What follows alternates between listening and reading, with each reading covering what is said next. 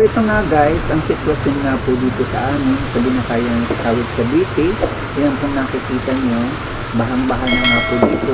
Dito yan po sa may labasan, sa may 7-Eleven, ayan po nasa gilid ko. At yung banda naman po, Nephew Rizal.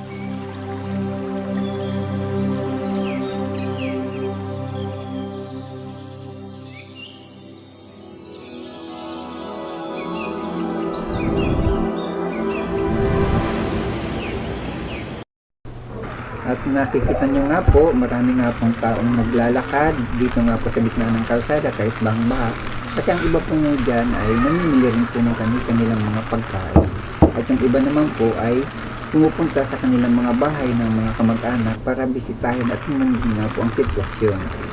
Nakikita nyo po yun po yung Metro Drug at ito naman kung sa gilid ay ang 7-Eleven. Bahang-baha na nga po dito sa Binakayang Tawid Cavite, tulad po ng aking sinabi.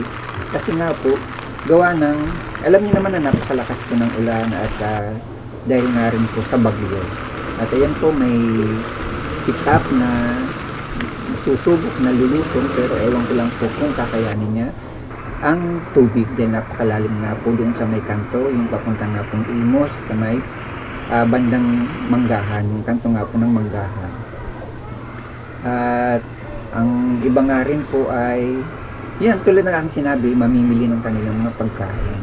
Yan kung nakikita nyo, ngayon ko lang po yung kuha, dito nga po sa Binakayan, sa kanto nga po ng 7-Eleven. Dahil ako naman po ay lumabas dahil bumili rin nga po ako ng tubig ng aking apo na ilalagay niya nga po sa kanyang gatas, pangtimpla po ng gatas. At ito pa, uwi na po ako kahit naulan-ulan po, kumuha pa rin po ako ng video, or bahang-baha po, kumuha pa rin po ako ng video. Ito naman pong nakikita nyo po, ngayon na marami pang mga tao na yan. Dito mo sa may kanto, yan naman po yung papasok sa amin. At ako naman po ay umuwi na dahil napakalakas na nga rin naman po ng ulan at lumalaki na naman po ang baha. O lumalaki na naman po ang tubig papunta nga po dito sa may amin din. Dahil dito nga po sa looban ay bahang-baha na nga rin po mga kapatid. Ito bang sitwasyon dito po sa amin sa Binakayang Cavite? Bye-bye po. God bless you. Ingat po tayong lahat.